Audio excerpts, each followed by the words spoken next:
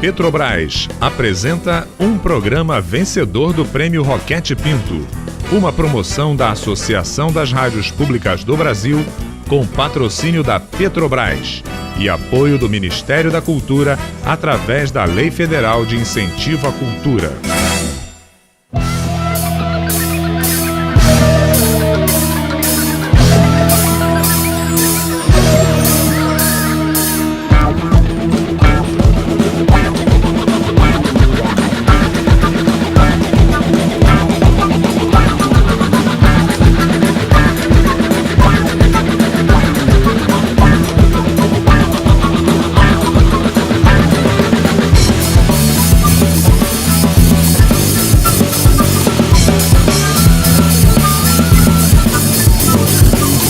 Dos avós, a voz dos desmedidos, os ditos e os ritos, os gritos e os mitos, do Piniquim Machacali, Pataxó do Pinambá, Jejinagô, Bando Alça!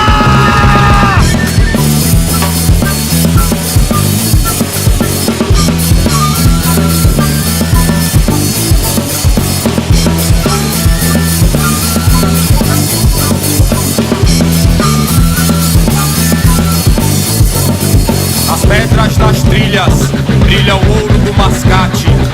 As balas e as balas, as falas e as tralhas. Aziz Maron, Agimedauá, Lucas Giraldino, Chico Romero, Menguizá. Vozes. Está começando Vozes dos Ilhéus.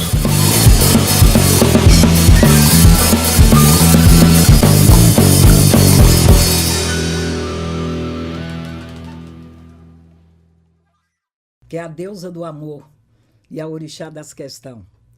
Adeleuí,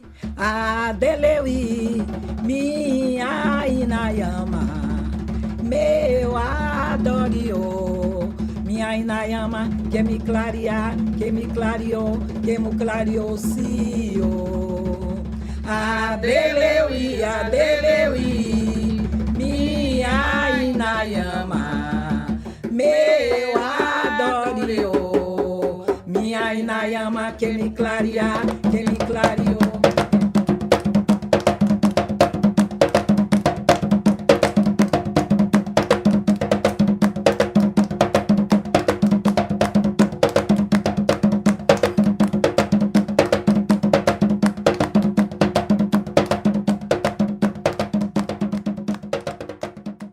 Olá, ouvintes!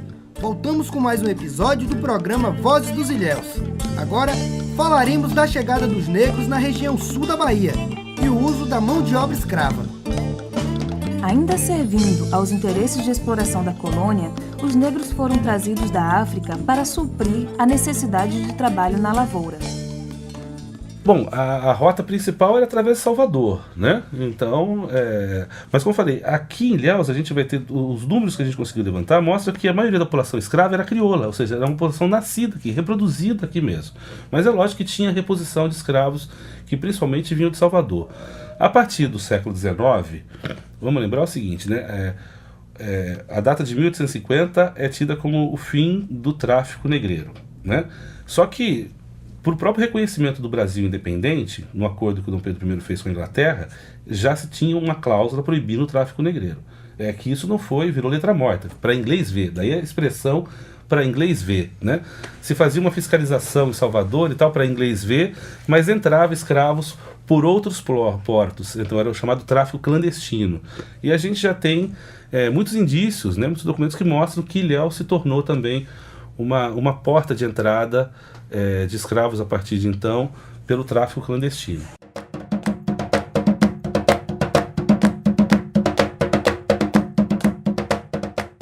Sabe-se que eles vinham da costa da África, aquela região do Benin, né? A parte marítima da Nigéria, onde os negros embarcavam para o novo mundo, não era só para o Brasil, para o novo mundo. Então o que é que acontece? Nem todos os negros de Ilhéus vieram de lá. Negros foram comprados em Salvador, outros negros foram comprados no Rio de Janeiro e em outros portos, principalmente quando quando começaram as leis que proibiam o tráfico, não é? Então, a mercadoria era difícil de ser adquirida, então vamos contrabandear. Sempre que você proíbe o tráfico de uma mercadoria, o contrabandista entra em cena. Então, vamos traficar. Então, muitos negros do Brasil, de Ilhéus, principalmente, vieram através desse contrabando, que desembarcava nas caladas da noite. Você imagine que até hoje os mares brasileiros são de difícil policiamento. Você imagine na época do Brasil colônia, com aqueles barcos movidos à vela e o vento acabava, adeus. Depois era um território amplamente desconhecido, não é? E aí ficava difícil dessa coisa ser policiada, que esse policiamento só se deu graças à Inglaterra, porque tinha outros interesses, não é?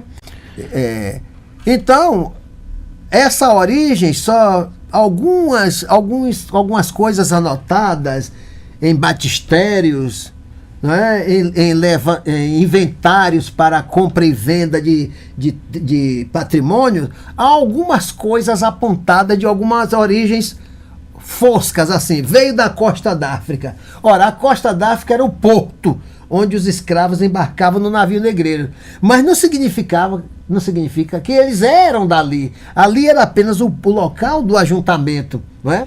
Então as origens pouco importavam. O que importava que era uma peça sadia, boa para o trabalho, que renderia pelo menos 5 anos de trabalho gratuito, já estava de bom tamanho. Os navios negreiros, que também eram conhecidos como tumbeiros, circulavam pelo Oceano Atlântico, iniciando em 1539 o tráfico de escravos. A humanidade, desde que ela existe, e você vê isso lá na Bíblia, até consentido pelo Deus de Israel, a escravidão era um fato cultural manso e pacífico. Né? Os judeus, os egípcios, fenícios, cartagineses, todo esse povo, os babilônios, todo esse povo usou da escravidão.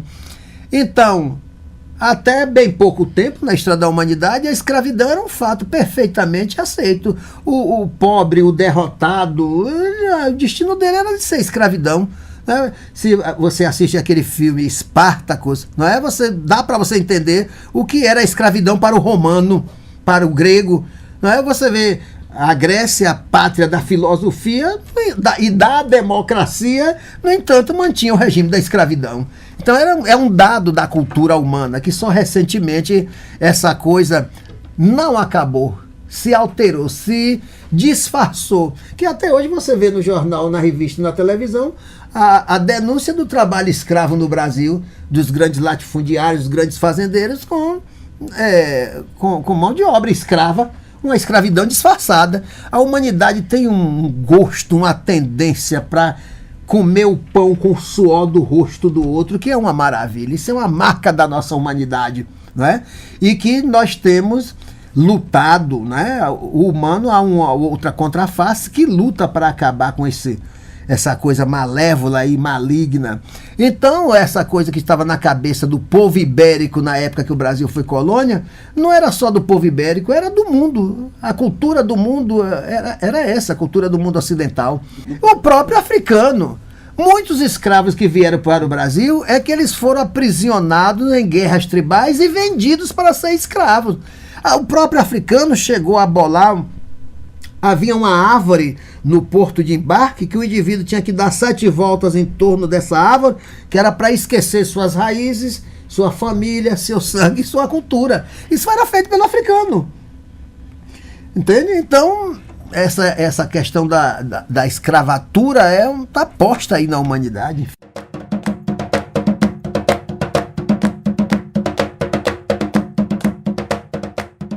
Essa marca da escravidão era uma marca odiada por ambos os lados.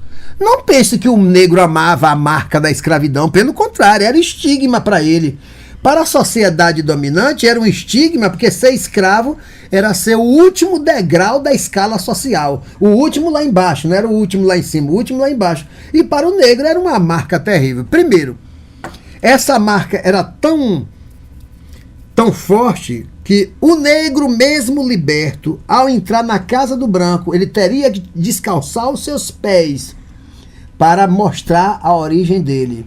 E ao confrontar-se com os senhores brancos, ele teria que abaixar a cabeça e dirigir o olhar para o chão e segurar o seu chapéu com duas mãos, que era o símbolo da serviência para aquela época. Isso ficou... Ou ele fazia isto, ou ele era preso como um rebelde. Então ele tinha que ficar de pé, descalço, o olhar abaixo e o chapéu seguro com as duas mãos na altura do peito. Porque isto era a revelação da marca social da escravidão, de onde ele era originário. Você está ouvindo Vozes dos Ilhéus. Outras histórias do sul da Bahia.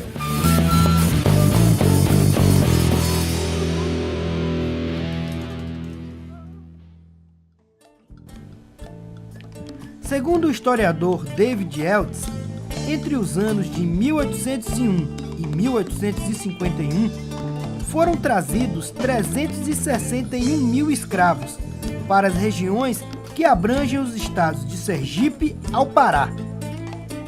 Para termos uma ideia dos números de escravidão na Bahia, nesse mesmo período, nosso estado importou 360 mil escravos.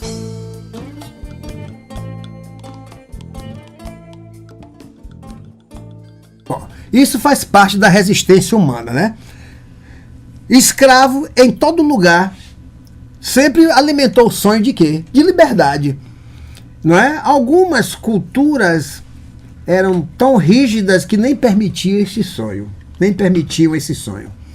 Outras culturas, como a do Brasil, mergulhada na Mata Atlântica, você imagine esses engenhos dentro da Mata Atlântica. A mata era um convite à fuga, não é? Apesar da ameaça da onça, da cobra, de tudo que uma mata virgem oferece, a mata era a esperança da liberdade.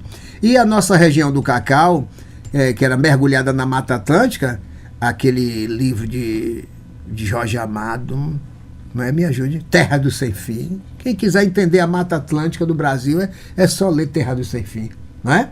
E você vai ver o que era a mata, ao tempo que ela era protetora, templo das divindades de todos os povos, ela também era a grande ameaça, porque aventurar-se dentro da mata era se entregar aos bichos ferozes. Então, ela era ao mesmo tempo vista como ameaça, mas como grande templo de proteção, que se a onça não lhe comesse, você poderia sobreviver. Pois bem, então o negro sempre estava na expectativa de uma possibilidade de fugir, uma vez que a liberdade não era nem consentida, só havia uma escapatória, era fugir. Então havia fugas constantes, graças a Deus, e muitas dessas fugas, os fugitivos conseguiram se organizar no interior da mata, implantando núcleos chamados quilombos. Muitos deles foram arrasados depois, outros conseguiram sobreviver porque estavam em lugares de acesso tão difícil que não havia quem descobrisse no meio da mata, até por causa da ameaça da onça. Então, a nossa região também teve. Itacaré, Ilhéus teve quilombo.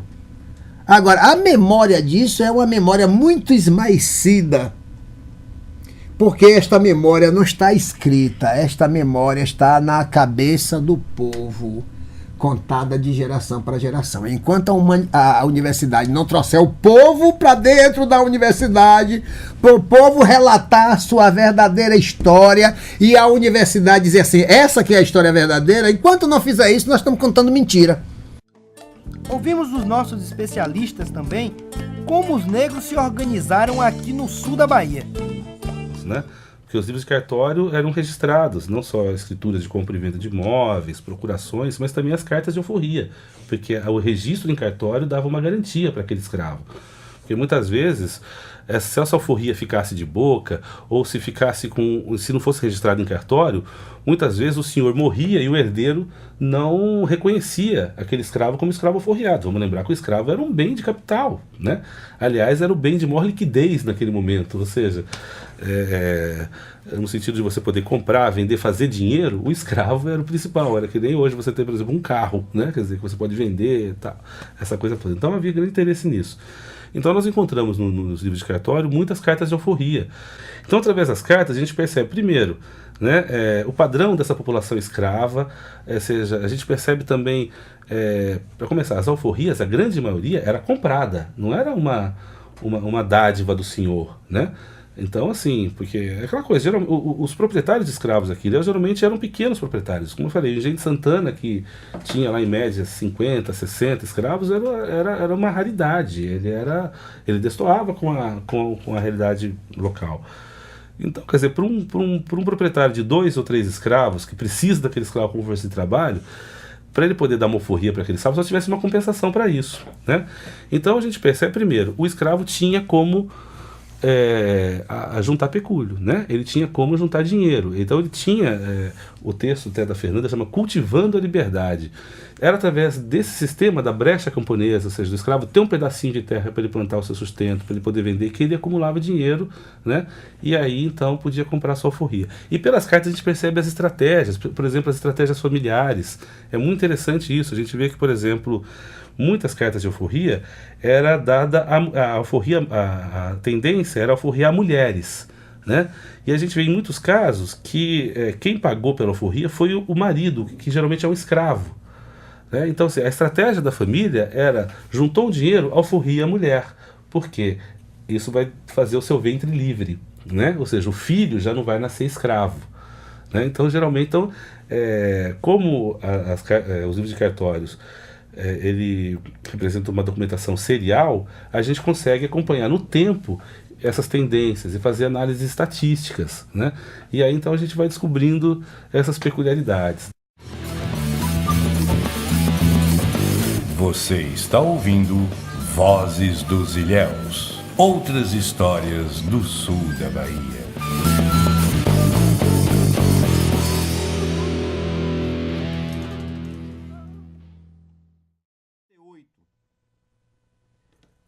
A princesa imperial regente, em nome de Sua Majestade o Imperador, o Senhor Dom Pedro II, faz saber a todos os súditos do Império que a Assembleia Geral decretou e ela sancionou a lei seguinte. Artigo 1º. É declarada extinta desde a data desta lei a escravidão no Brasil. Artigo 2º. Revogam-se as disposições em contrário. Manda, portanto, a todas as autoridades a quem o conhecimento e execução da referida lei pertencer, que a cumpram e façam cumprir e guardar tão inteiramente como nela se contém.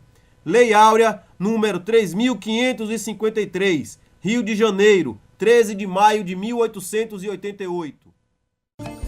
Elementos religiosos, incorporados anos mais tarde nas religiões conhecidas como afrodescendentes, também fazem parte deste vasto repertório cultural. Saudação a Iemanjá, a deusa do mar, jogando flores no mar.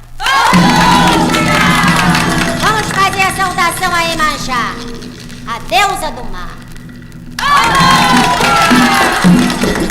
Rodópia!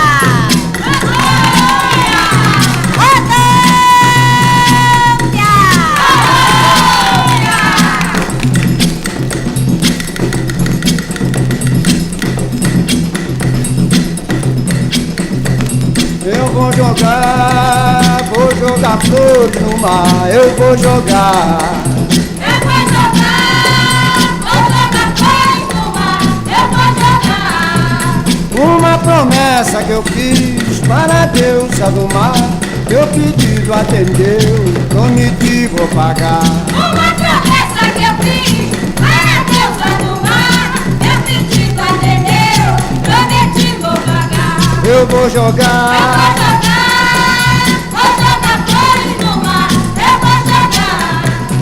Eu vou jogar. O candomblé no Brasil é uma religião. Por quê? Porque tem uma teogonia, uma teologia, entende? Uma liturgia, tem o seu ritual, tem rituais. Isso, o que caracteriza a religião é teogonia, teologia, liturgia e ritual. O terreiro de candomblé tem isso? Tem. Então, você é humano. O que é que define você como humano? Você se enquadrar num paradigma definido anteriormente.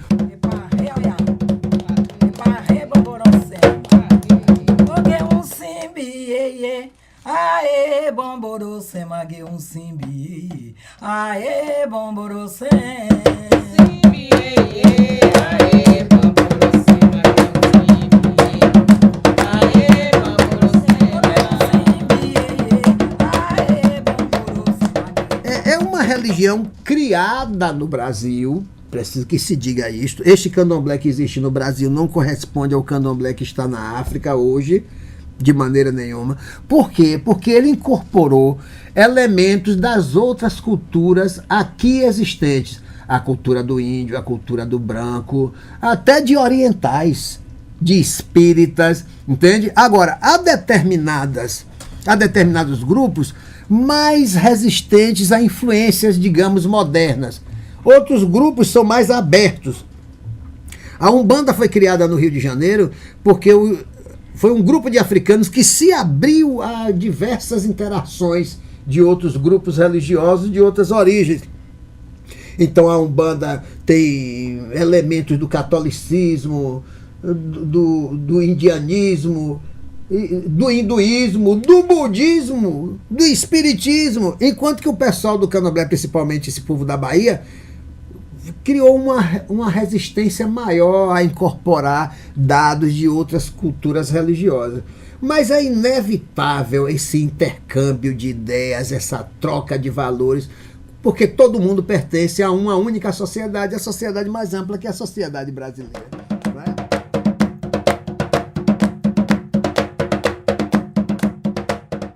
Esses agrupamentos independentes, que aí ele funciona completamente diferente da Igreja Católica, porque a Igreja Católica tem um poder central localizado em Roma, que emana as ordens e as diretrizes para todos os católicos de toda a parte do mundo. No candomblé, cada terreiro é autônomo. Ele não deve nenhuma obediência a nenhum outro terreiro. Há relações diplomáticas, mas não há relações de subalternidade. Isto fez construir no Brasil uma realidade completamente diferente do que existe no resto do mundo por aí em termos de religião, entende? Então cada terreiro é como se fosse um estado independente, que para que outro terreiro entre lá é preciso obedecer a cerimônias e rituais, porque é um estado entrando dentro de outro.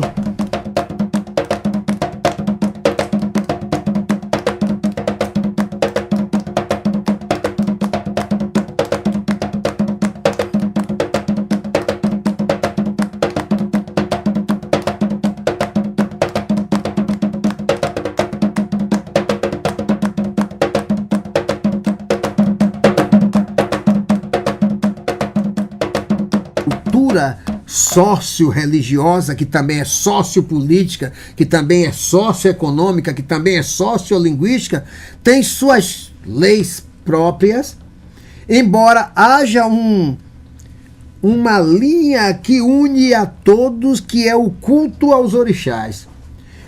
Qual é as características gerais desse culto em todas as casas? Primeiro, se adora a Olorum, ou Zambiapongo, como se chama nos dialetos banto, que é o Deus, o único verdadeiro criador do céu e da terra, alfa, ômega, incriado, entende? O conceito é o mesmo. E enquanto que o católico tem uma hierarquia de anjos, arcanjos, querubins, serafins, príncipes, potestades, o povo do candomblé tem os orixás, que são seres criados por Olorum ou por Zambiapongo, não é? Eu estou dizendo os dois nomes que ele tem em dialetos diferentes, principalmente os dialetos mais dominantes no Brasil. E esses orixás têm intercâmbio entre o céu e a terra. Por isso, os mortais se dirigem muito mais a eles, que são os intercambiadores, são uma espécie de embaixadores da corte celeste, do que com o próprio Olorum, que é o Deus Todo-Poderoso, que não se pensa chegar perto de Olorum, nem no pensamento, que ele é a grande força que aniquila tudo, assim como cria. Ele é também o caos. Ele é o criador, mas ele é o caos. Porque quando ele expira, o mundo se cria. Quando ele inspira, o mundo volta ao caos.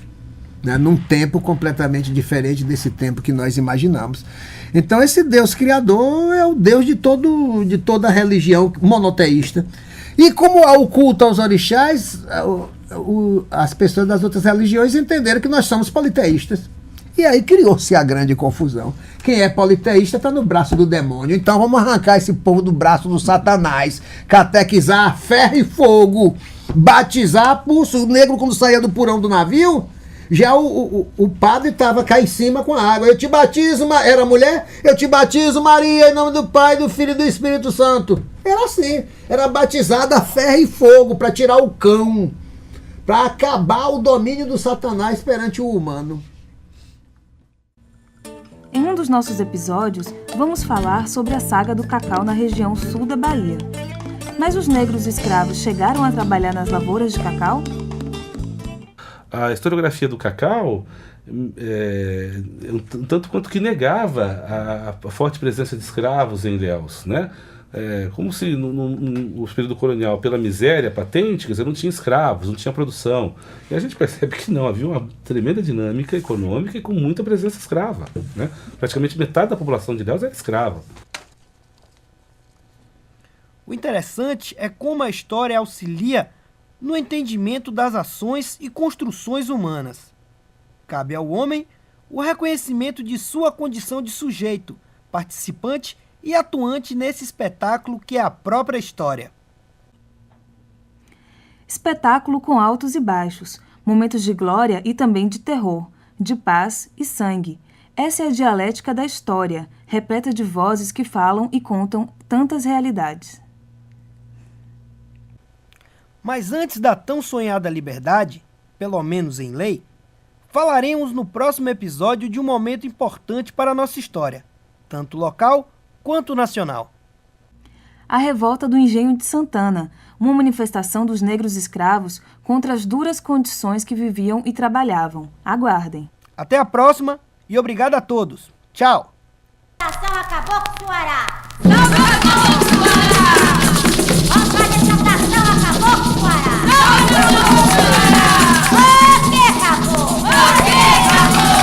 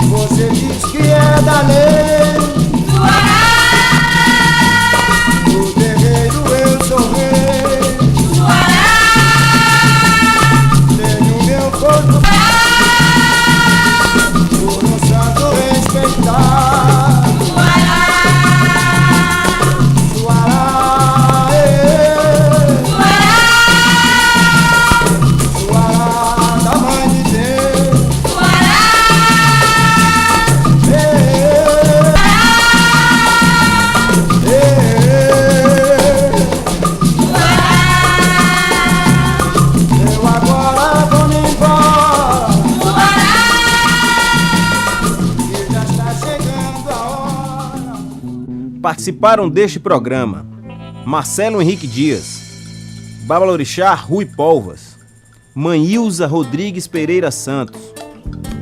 Locução: Jonathan Sampaio e Kaline Cristina. Trilha sonora: Banda Manzoá. Roteiro: Everaldo Neto. Repórteres: Patrício Teixeira, Carol Souza e Jonathan Sampaio. Produção: Jonathan Sampaio e Carol Souza. Assistentes de produção: Camila Fontes, Abel Neto, Júlia Guedes, Patrício Teixeira e Vitor Henrique.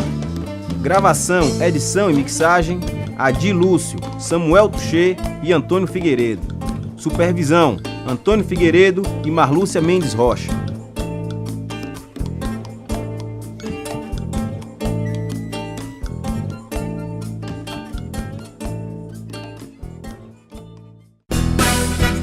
Este programa foi um dos vencedores do Prêmio Roquete Pinto, uma promoção da Associação das Rádios Públicas do Brasil, com patrocínio da Petrobras, com apoio do Ministério da Cultura, através da Lei Federal de Incentivo à Cultura.